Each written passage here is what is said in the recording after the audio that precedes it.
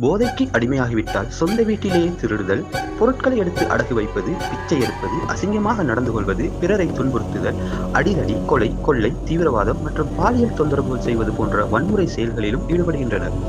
நாளடைவில் மூச்சுத் திணறல், சளி, இருமல், சரியாக உணவு எடுத்துக்கொள்ள முடியாமல் போவதால் வயிற்றில் புண், எடை குறைவு, நோய் எதிர்ப்பு சக்தி குறைவு, உடல் சோர்வு போன்ற பிரச்சனைகள் ஏற்படுகிறது. இதைத் தொடர்ந்து மூளையில் ஏற்படும் பாதிப்புகளால் தானாகவே பேசிக்கொள்வது, பயம், மனச்சோர்வு, மனக்குழப்பம், சிந்தனை திறன் குறைவு, ஞாபக மறதி போன்ற பிரச்சனைகளுக்கு உள்ளாகின்றனர்.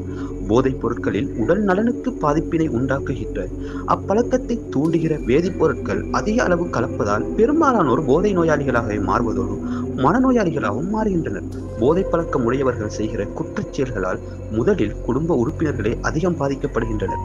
இதனால் சமூகத்தில் மரியாதை குறைவு, சமூக புறக்கணிப்பு மற்றும் பணப்பிரச்சனைகள் உண்டாகிறது. ஆகையால் நம் உறவுகளை நாமே பாதுகாக்க வேண்டும்.